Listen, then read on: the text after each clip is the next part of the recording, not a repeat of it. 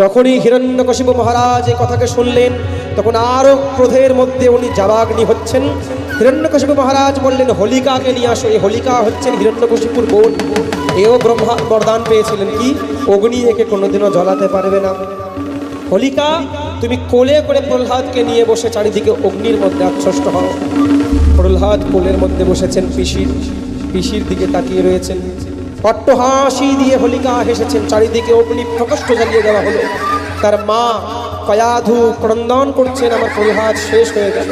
কিন্তু প্রহ্লাদ করতালি দিয়ে ভজমন নারায়ণ নারায়ণ হরি হরি, ভজমন নারায়ণ নারায়ণ হরি হরি, শ্রীমন নারায়ণ নারায়ণ হরি হরি, শ্রীমন নারায়ণ নারায়ণ হরি হরি, ভজমন নারায়ণ নারায়ণ হরি হরি, ভজমন নারায়ণ নারায়ণ হরি হরি।